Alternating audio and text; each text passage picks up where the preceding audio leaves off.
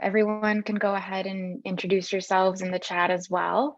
I'll just start verbally. My name is Catherine Soto Vasquez. I am the Associate Director of Programs for SB Act, and I have my colleague here, Landon, if you want to introduce yourself. Hi everyone, I'm Landon Rank. I'm the Operations Manager for SB Act.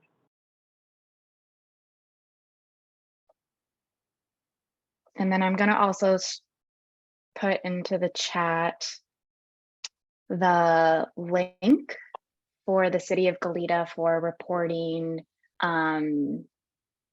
encampments and just individuals in need.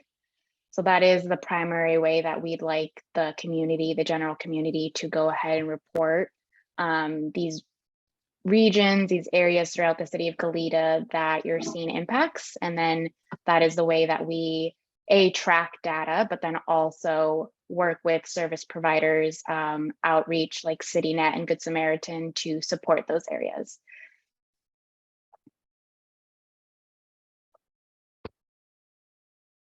And then, so we'll start with some general updates before we jump into some discussions around concerns. This is the homeless meeting monthly. I'm sorry, say that again? Or was that just? I think, yeah, I think she was talking. Okay. So some general updates. Hopefully by now, some of you have heard the old Super 8 is going to be a home key project, a permanent supportive project in the city of Goleta. And we have officially set a date for a community forum where the city of Goleta, the County Housing Authority, and SB Act are going to be facilitating a discussion. It'll be a great opportunity for the community to learn about the project and have any questions answered. And so that'll be, so you can mark your calendars, October 13th, which is a Thursday. And it officially starts at 6 p.m., but we will be having like a gathering, mingling half hour, and we'll have a tour of a unit at 5:30. We don't have that official flyer just yet, but I wanted to let everyone know so you can just tentatively put it on your calendars. And then once we have that official flyer, we'll make sure to distribute it to everyone on these calls as well. So again, that'll be October 13th, Thursday at 6 p.m. with the tour beforehand around 5:30. So it's really excited. Oh, I see there's a hand up from Mike. Oh, Mayor Priority. Yeah, just real quick. Will we get that flyer pretty soon? I have a few people that have offered to, well, one is Tom Maduno from Santa Cruz Market has offered to hand it out at his store, maybe put it in their grocery bags when they're leaving. So do we have a date when that'll be available? Or do you know when it, I mean, the sooner we get the information out, the better, I would think. Yeah, of course. I want to say probably next week, it sounds like. Yeah. Okay, thank you. And we'll definitely also make sure that we push that along so we can share it in advance, because I know we've it's been brought up in previous RAP meetings of might be a great idea for a couple of folks to maybe walk down Hollister to all the businesses and share that out and kind of spread the word. So it's definitely something that would be important. And then another update. So part of the work that SB Act does is we host neighborhood navigation centers. And so we're working on an NNC, Neighborhood Navigation Center for the city of Goleta. We're hoping to support and build off of the already existing kind of showers, this day center that's happening right now at St. Athanasius on Thursdays. So that is the idea, is that we're going to support that existing site and just bringing a couple of other providers. There's already robust services offering there, but what we're really hoping to is to also integrate the coordinated entry system, which is the primary way that individuals are getting connected to resources, specifically housing resources. So that would be the main idea of what we would be supporting that site with. So that is something that we're still working on. We're still in the middle of executing and finalizing some MOUs with partners. So that's unfortunately pushed back our timeline a little bit. But once we have that definitive start date, we will definitely letting the community know. But that is something that is just, we're still in the pipeline with, and hopefully maybe in November, we'll have that officially started. But again, this is a site that already exists. So it's currently operating on Thursday morning. So that is still a resource that is already taking place. If you happen to run into individuals or want to help share that information, it's taking place at St. Athanasius Thursday mornings from 9 to 11. And then those are our general updates that we had that we wanted to share with everyone. And so now I want to open it up for the general discussion around some community concerns. If there's any regions that you're seeing that are impacted, that need extra support, if you have any questions or just general comments that you'd like to share, I want to open it up for everyone. They're at St. Athanasius currently, the showers are there from 11 to 1. Are you going to be there earlier than that when you connect with them?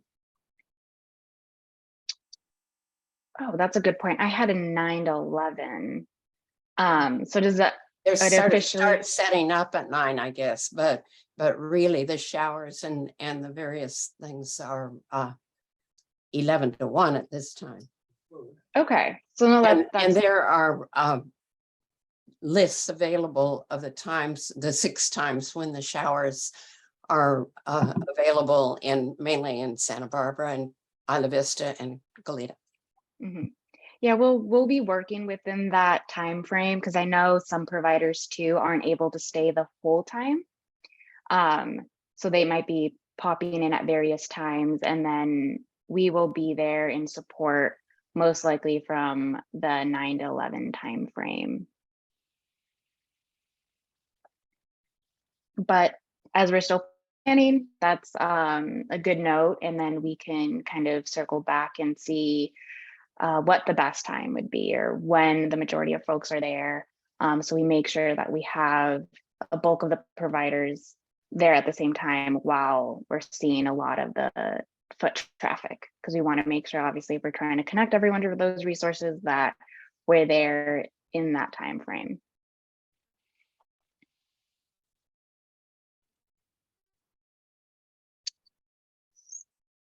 So I don't know if anyone, again, like to open it up for just general discussion. If you have any areas of concern or you're seeing anything specifically, any questions, general comments. If no one else has anything, I did just want to make a note. I know Deputy Roush and Chuck Flax had walked through the site near Elwood Elementary along the 101, and we did alert Caltrans to this, and we let them know that propane tanks and stoves were observed so that they could get those cleaned up as soon as possible. And we got the response back that they would do their best to prioritize the areas from removal, but that to clear that area requires the coordination of CAL FIRE and UPRR, which can be tricky. So they've requested another assessment of the camps, and she'll let us, this is Carolyn Norris at Caltrans, and she'll let us know what the plan is as soon as they get that update. Oh, great. Thank you, Shanna. Of course. Appreciate it. Shanna, would And you then- mind repeating the location of that encampment again? So that's on the 101 right near Elwood Elementary. It's actually kind of a stretch right there that Deputy Roush and Chuck Flax looked at, and they observed 6 different encampments. Yes. Okay. Thank you so much. We'll pass Of the course. message along. Wonderful, thank you. So yeah, we don't know any kind of, timing or anything like that, but, Caltrans is looking into it. Okay, thank you. Thank Thank you. you. I put We're the- covering, oh, go ahead, Landon. Just that I put the link to the pin in the chat window. Oh, great. Thank you so much. Yeah, this week, well, just this meeting today, Saul and myself, I'm Christina, we're covering for our Ellen and Damasio. Ellen will be back Wednesday. So we're just covering for her. And as soon as she gets back, we'll pass that information along. So thank you, Shanna. Perfect, thank you. And then Bill, I see you have your hand up. You can go ahead and jump in. Yeah, thank you. As I understand it, there's going to be about 39 residents in the hotel. And if I recall, I think the city's putting $11 million into it. That comes out to over $282,000 per resident. That's quite a giveaway. So I'm wondering if there's any plan or ideas about requiring residents to agree to give back to the city for what they're being given in the way of assistance to the city, either some sort of projects or work that they're required to do on a daily or weekly basis to assist the city to pay us back for what they're being given, whether it be graffiti removal or trash cleanup or some sort of endeavor that can be required of the residents for what they're being given. Otherwise, it's just a $282,000 giveaway. And thank you very much. And I'll just sit here and smoke my cigarettes and enjoy what the taxpayers are giving to me. Sir, that's actually, your numbers are a bit off. The housing will be for 59 people and the city of Goleta is putting in $600,000.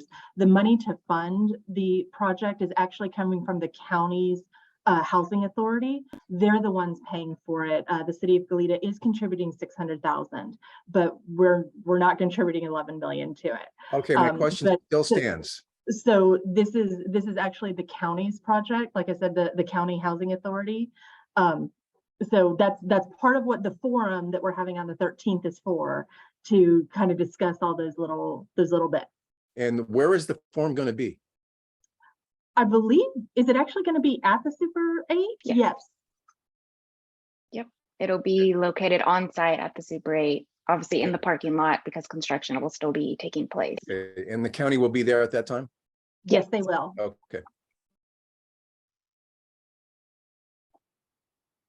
And two, I think just adding that it is considered low income housing.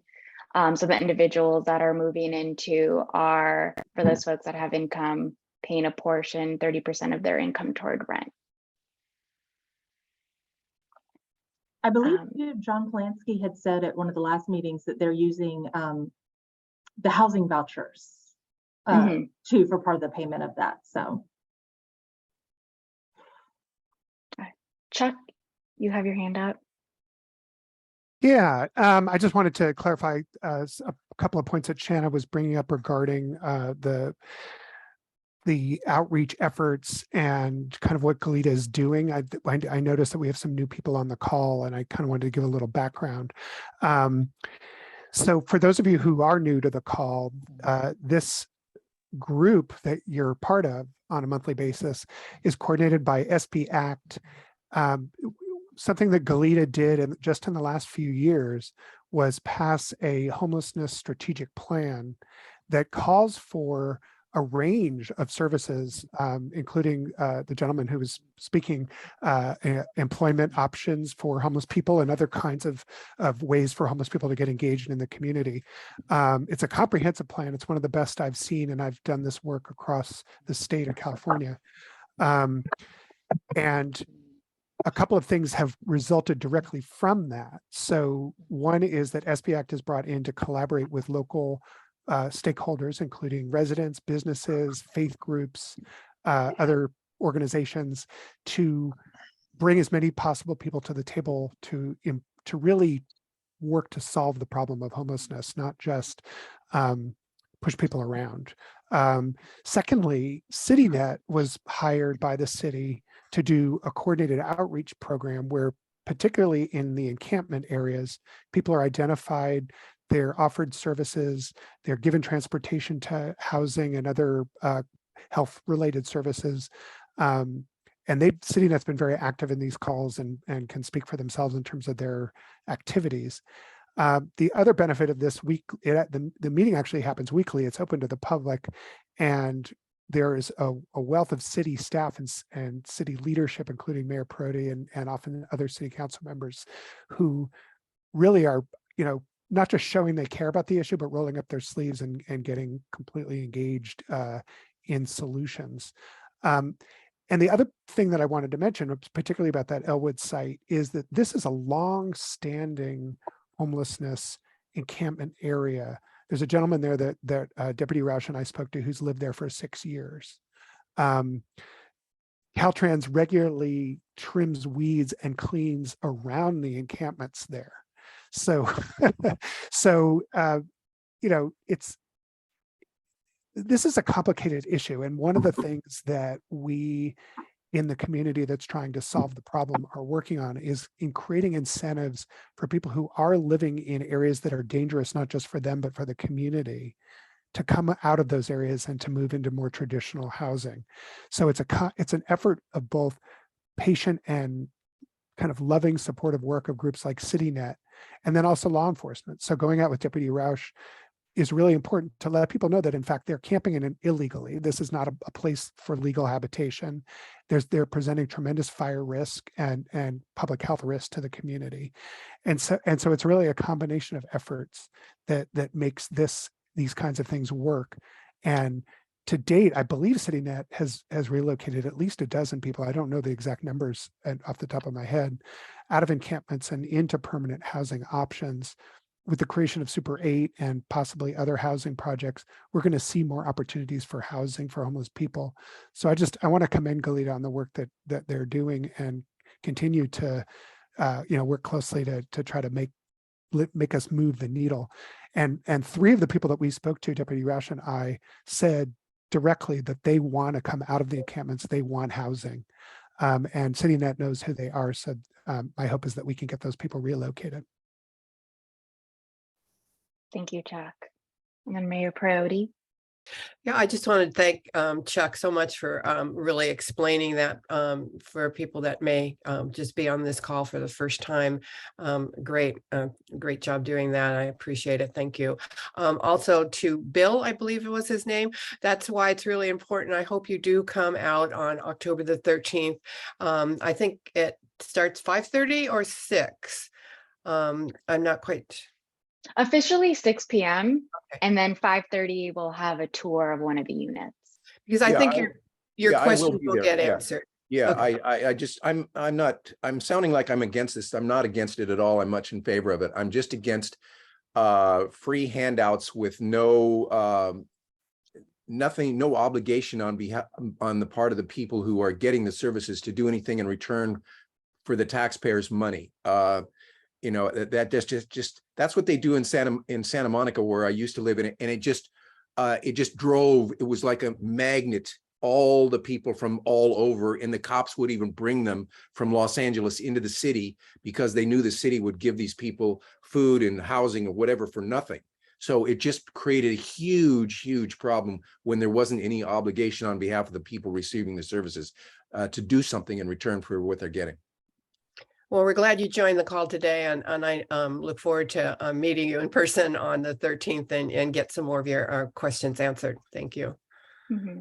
Can I just ask Catherine if there's a possibility that can be done more than once? That's pretty close to now, and we already have out-of-town plans, but I would love to attend one of those and tour the room and what they're going to be doing. So I didn't know about that October, the date, of course, and we already have plans to be out of town. So if there could be a second one, that would be very helpful for me and probably others. Yeah, okay. I can definitely bring that up and we can discuss it. I know, and during these planning meetings, we've also discussed a virtual one. having that first one in person, and then for folks that couldn't attend, because sometimes it's easier just to jump on a call for some individuals, having a follow-up discussion as well. So I can definitely bring that up again as another need and plan from there. Oh, thank you. Yeah. All right. Are there any other questions or areas of concern that anyone wants to bring up?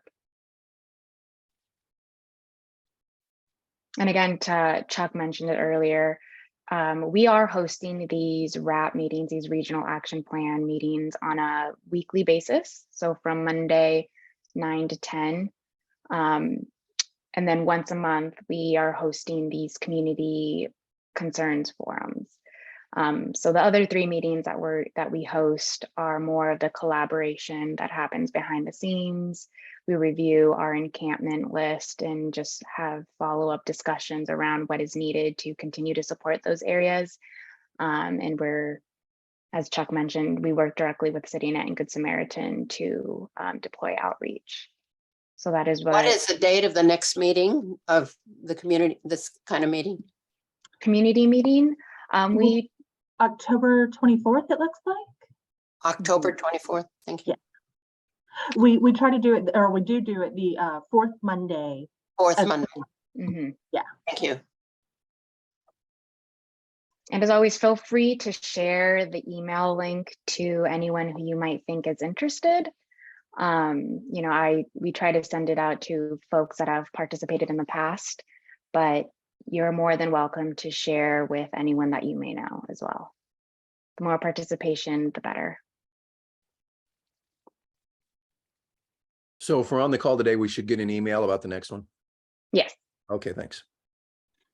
We also put out a notice on our Facebook and Twitter accounts and on the website. Landon provides a pretty nice little visual that our outreach team uses to inform people of the next meeting with the Zoom link and everything. Mm-hmm. All right.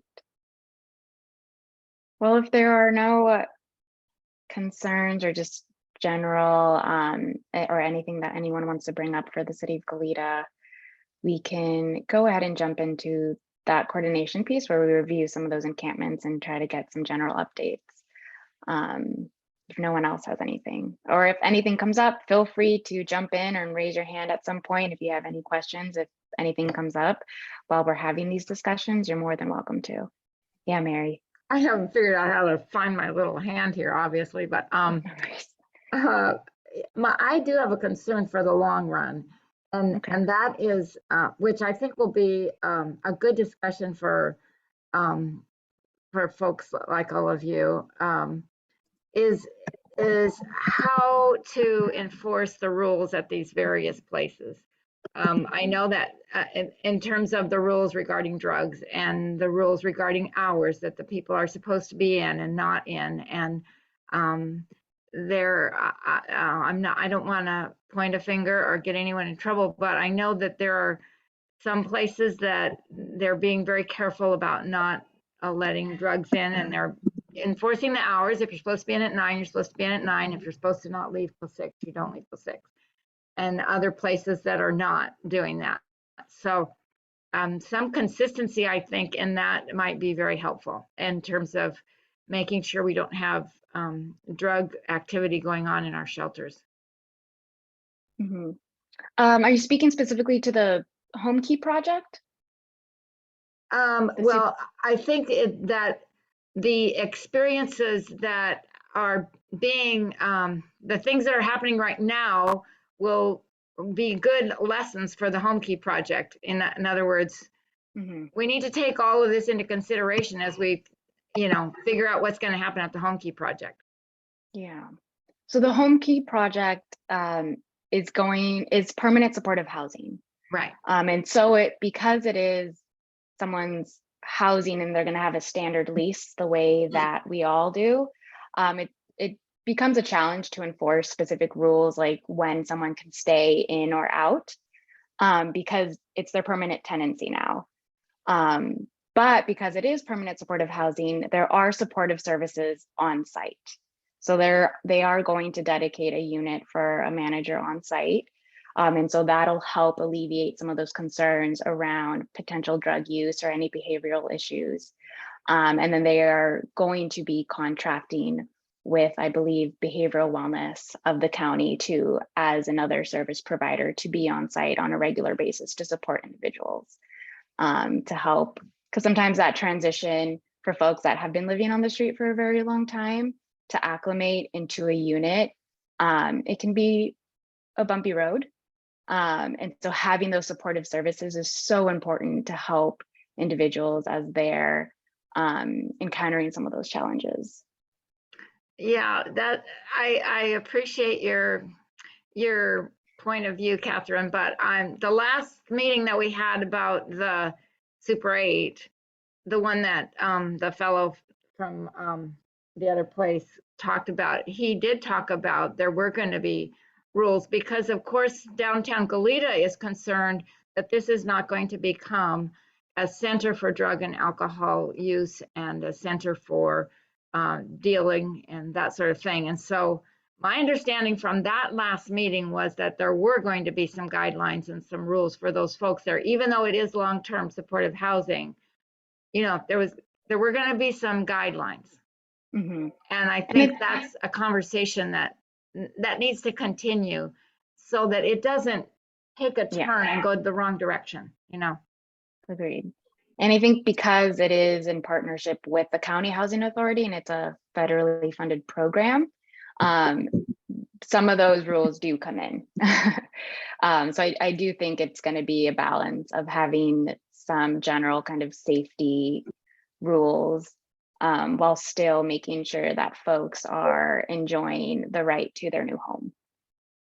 And that's also too why this meeting on the 13th is so important, to continue that conversation and talk about why, or talk about some of those concerns and how we can maintain the environment in the area, not just for the residents, but ultimately for the community of Goleta. And so a lot of these questions can be brought up and will be discussed there as well. Will that meeting on the 13th, can we zoom into that if we're out of town or no? I think right now it's an in-person. We're talking about what the capacity is for bringing in tech so people can zoom in. Okay, thank you. Yeah. And two, if it might help, we can maybe, if it's not a recording, maybe like some sort of transcript of the questions that were asked and the responses and answers, and then we can share with folks that weren't able to make it. I think that'd be a good note for us to discuss with the team as well when we're planning. But thank you, Mary. I do appreciate the discussion. All right, so I think we can go ahead and, or CityNet, Christine, I think you had your hand up for a second. I don't know if you wanted to jump back in. Yes, thank you, Catherine. I just had a question here left from Ellen. She was wondering about the possibility of establishing a day center in Old Town Goleta.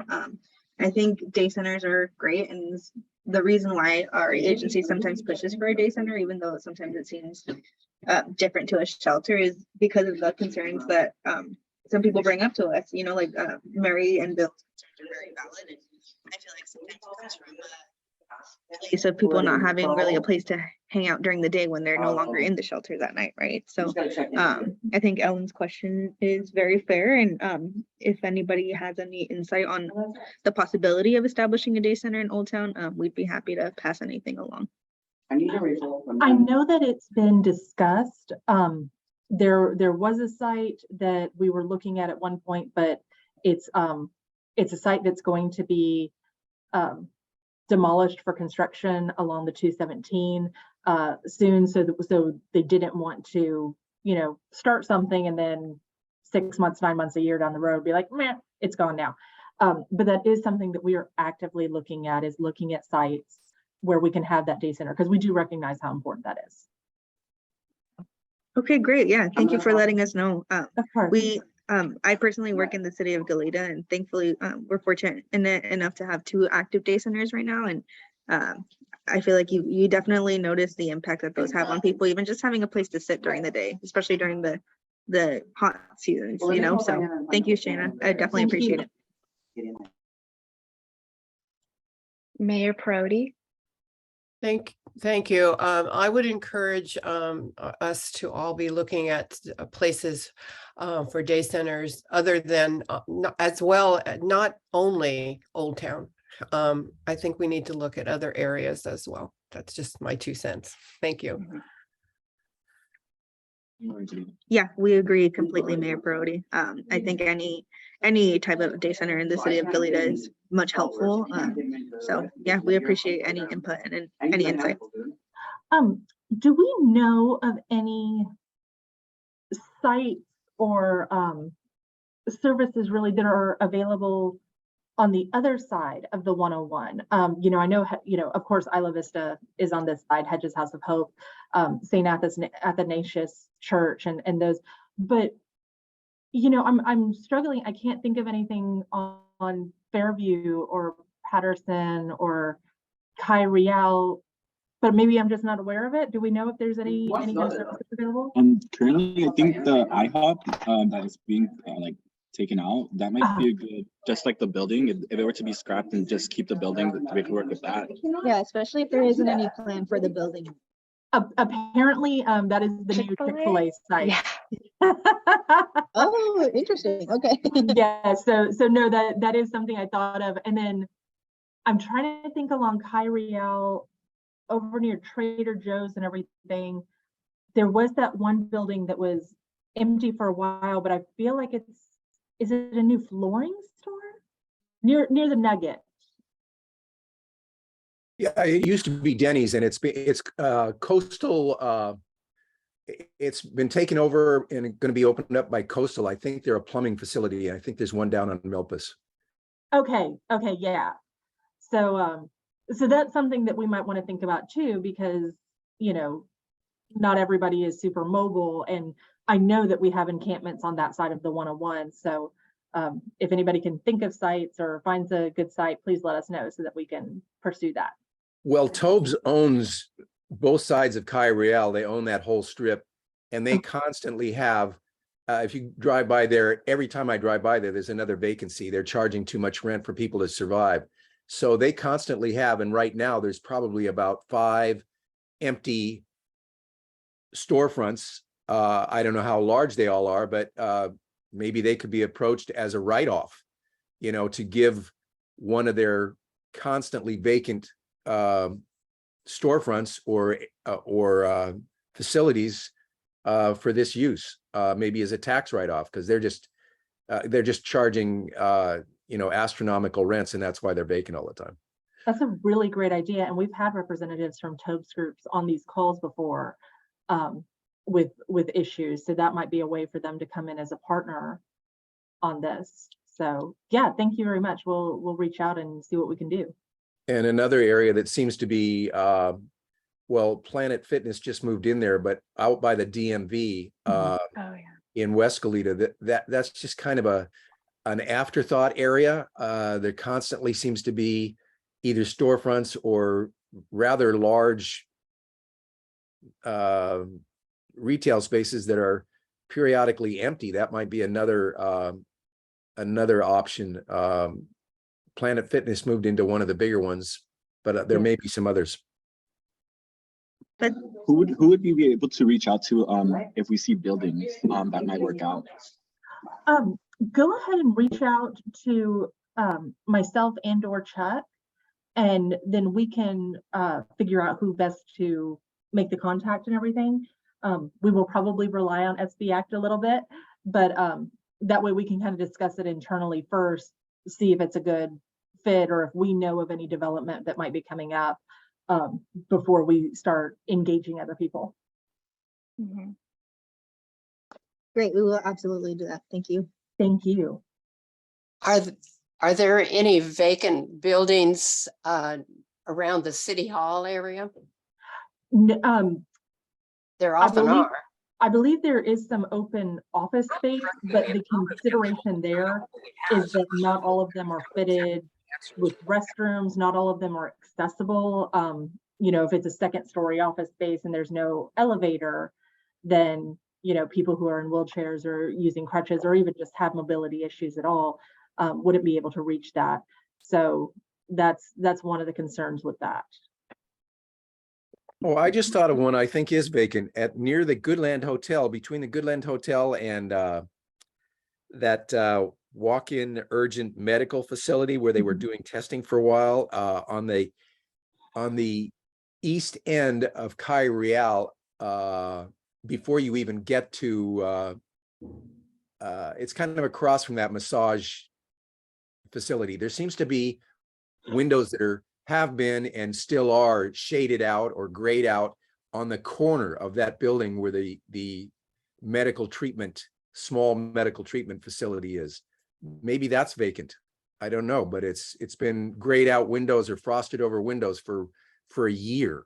So I can't believe there's a functioning activity going on in there.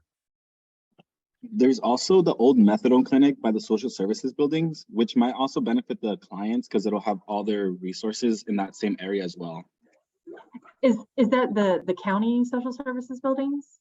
Yeah, I think it's currently being used as county storage for some clients, but it is vacant.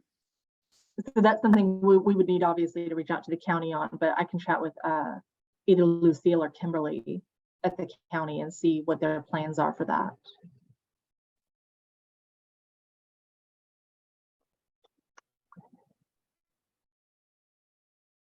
And then also just to add to Mayor Priority's point, I know that the city of Santa Barbara is also interested in a day center because it is a huge need. So that is something that we're working with them to try to, at some point, hopefully in the near future. And then Mary, I saw that maybe you had a question or comment. No? Okay. It was just about Coast Supply. That new Coast Supply is I know the owner, and it's a great little interior decorating, sort of. They do flooring and all that stuff. It's a really nice, they took over the old Carol's building, yeah. Okay. But I also think it would be wonderful to have a day center out in the marketplace area. We see a lot of our homeless friends. We do the homeless luncheons on Tuesday out in Isla Vista, and we see a lot of those people at the marketplace, you know, around. And, you know, they come to us in Isla Vista from all over Goleta. And I think something in the marketplace would be really nice.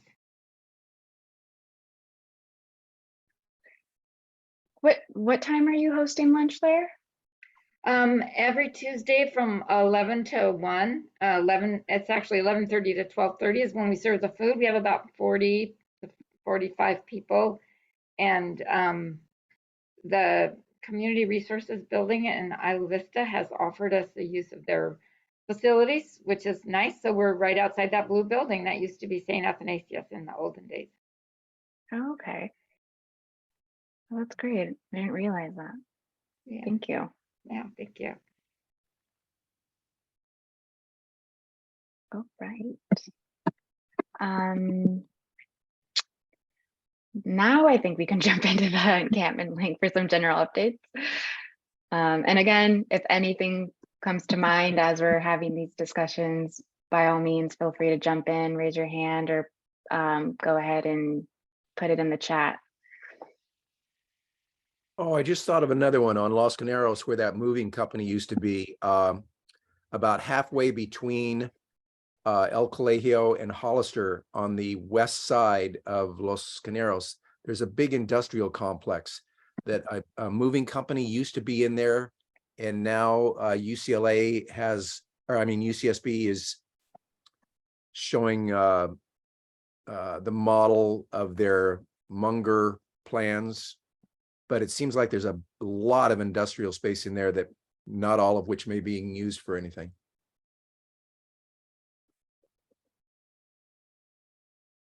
I don't know who owns it or who to contact, but it's I think it's south of the fire department. And it's before the student housing. Yeah, we can look into that.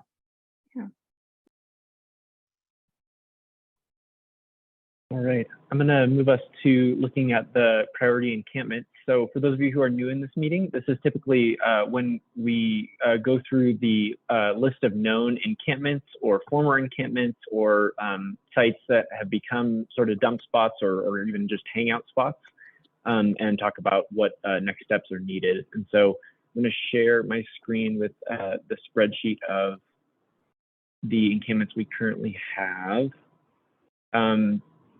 And since we're short on time today, I'm just going to read through a couple of the priority sites, and then maybe City of Goleta, CityNet, if any of you want, or Good Samaritan, if any of you want to flag one of these to talk about, then please just shout out. We have Elwood Mesa, we have Lake Los Caneros, we have the Elwood Station Road to Winchester Canyon, which we already discussed a little bit today. That's the Elwood Elementary School region. We have the Fess Parker property near Rancho Goleta. We have the Hollister and Ward. Oh, go ahead. I'm so sorry, Landon. I didn't mean to interrupt. On Fess Parker, I did follow up with the owner to see if it had, after the Fess Parker had said they had contracted with someone to clean up. They got part of it cleaned up, but hadn't finished. But this was also during the massive heat wave that we had right after Labor Day. And so the crew had stopped working, but according to the contact with Fess Parker, they were finishing up that following week. Deputy Roush, is that something you'd feel comfortable just going and checking, make sure it did get cleaned up? And then we can kind of, you know, at least have that more on monitoring and not be as active. Yeah, absolutely. After we'd spoken, I did walk it. The one that was really visible from the bike path that we were getting most of the complaints about had been cleaned up. There was a slight amount of debris left. The one that they missed was actually in the tree line along Highway 217. So I can definitely check that. But the one that we were getting all the calls and complaints about has been cleaned up. Perfect. Perfect. Thank you.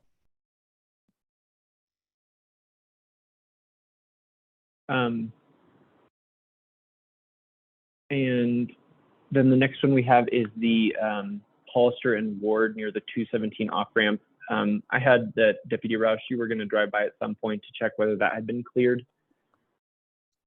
Yeah, I did drive by. I think I talked to Shanna about that one as well. Most of the large stuff had been cleared. There were 2 or 3 single tents up along the hill next to the freeway. I only spoke to one person. They looked like they had been all out for the day. Someone was just visiting. And then I think Shanna was going to talk to Caltrans to get the rest of those cleaned up. But the big one that most people could see from Hollister, it is gone. And I did. That one was one of the ones that I spoke to Carolyn Norris about, that she has put on her list. So the 3 that I emailed to her were, hold on one second.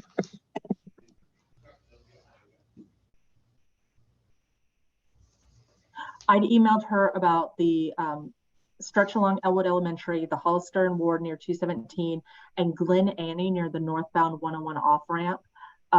Those were the first 3 that I'd sent to her. And she said on all 3 that they're going to track and prioritize those sites for the next round of abatements. She also said that they are planning to install temporary fencing in some areas of Goleta in the coming months. So, and I believe that's, she didn't go into specifics, but based on what I'm seeing in Santa Barbara, I believe that they're planning on doing fencing around the areas where they've seen encampments to try to keep people from going in there.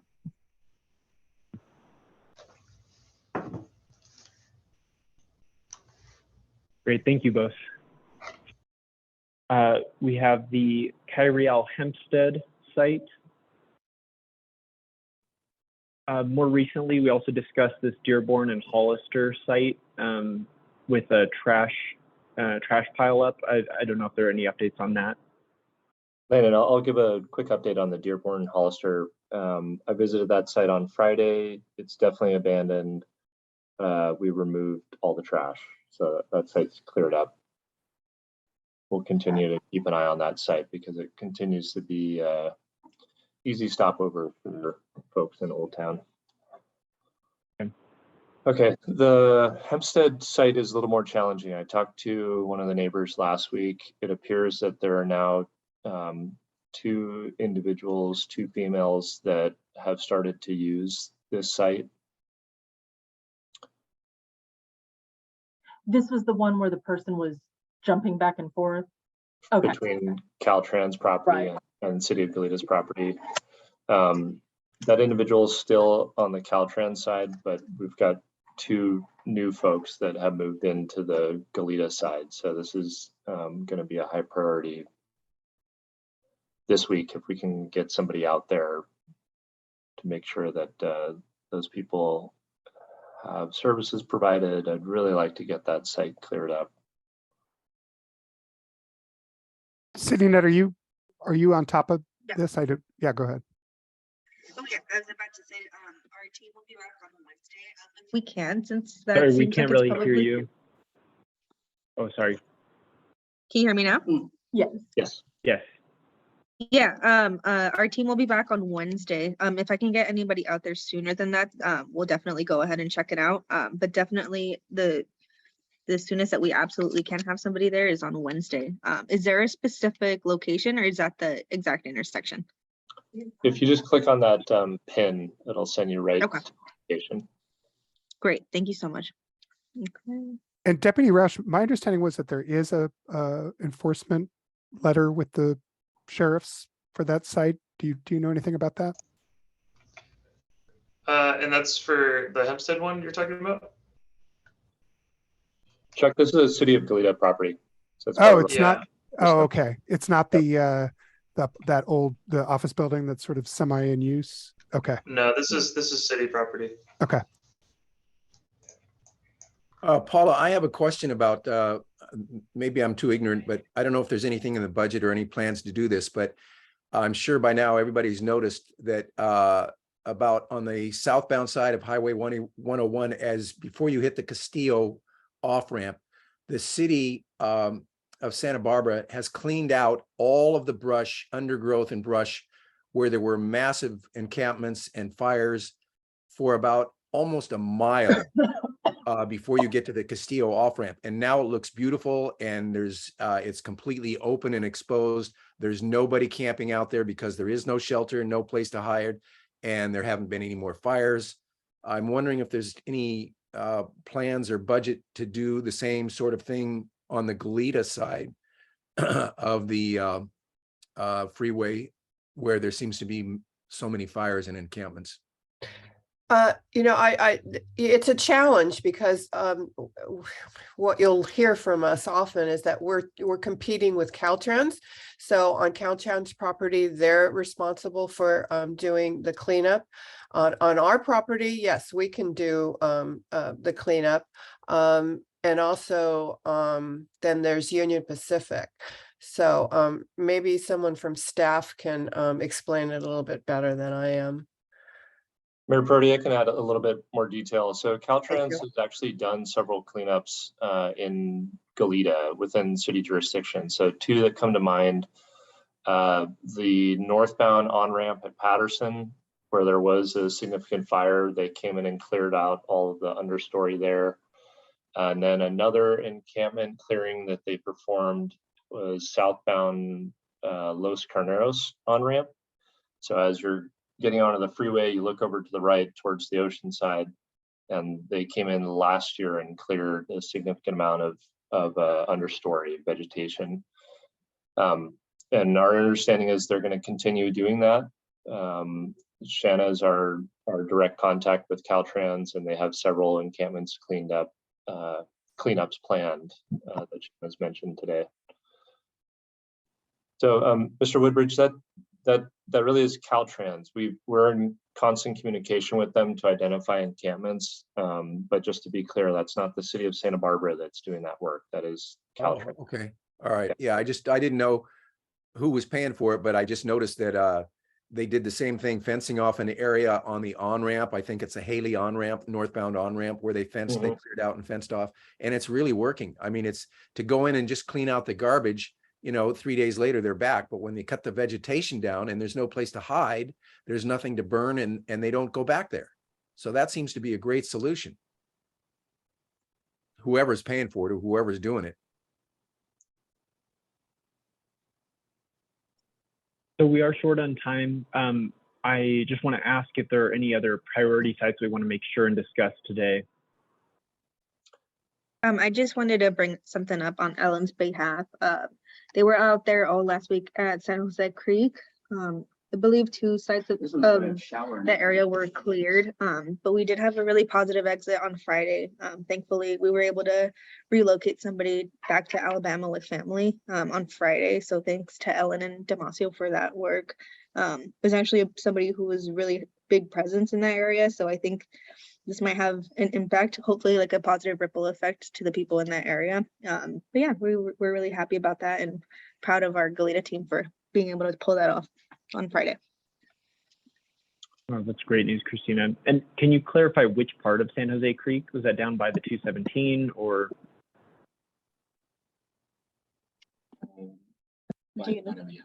Saul said it's the entrance by Maravilla. Landon, I think we have that site listed separately here, further down. Yeah, I think it might even be listed as Maravilla. We have Maravilla Camp. What about the site, if you are leaving Goleta Beach on the bike path going towards Santa Barbara, just as you get to that first curve, there's always a whole bunch of trash and tents back in there. It's been cleaned up in the past, but the last time we biked it, there were a lot of tents back in there, a lot of garbage again. Is that one of the ones on your list? Mary, we actually have 2 sites there. One is referred to as the Fess Parker family site because they own the property adjacent to the mobile home park there. So that would be on, if you're heading towards Santa Barbara on the bike path, you hit that first curve. It's over on the left. You can see it from 217. So that one, they're planning a cleanup. That's what Shanna Dawson was referencing in today's meeting. Thank you. And then the one on the right, which is has been over the years just a scattered litter throughout that open space. There's 2 property owners there. One is SoCal Gas, and then the county owns a portion of that property as well. That was recently cleaned up. Right, yeah. And that part doesn't seem to be re-tented as much as that one right near the 217. Mm-hmm.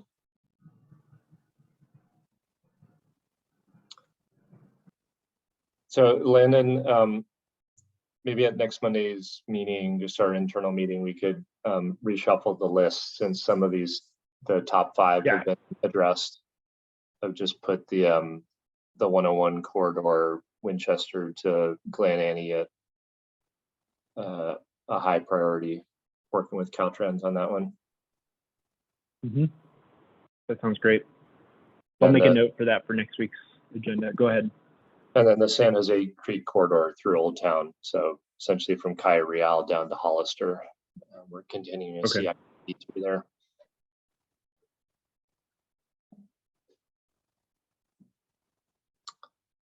All right. With that, I'll pass it back to Catherine. All right, sorry. Thank you everyone for joining us today. As a couple of reminders, our next community concerns meeting will be on October 24th, same time from 9 to 10 a.m. And we will go ahead and email out the agenda and reminder, and for you all to mark your calendars for October 13th for the community forum for the Home Key project, starting at 6 p.m. with the tour kind of pre-mingling half hour at 5:30. And as soon as we get that flyer, we will make sure to send out to everyone so you can all distribute it. And then we'll be kind of email blasting everyone, and then potentially maybe have a walk in Old Town and distribute that flyer and help spread the word even more. So again, thank you all for being here and having a great conversation and bringing all your questions and concerns to the table. We'll see you next time. Thank And you. as always, if you need Thank you so anything, much. you can email out. Thank you. Thank you, everyone. Thanks, everybody. See ya. Take care, everyone.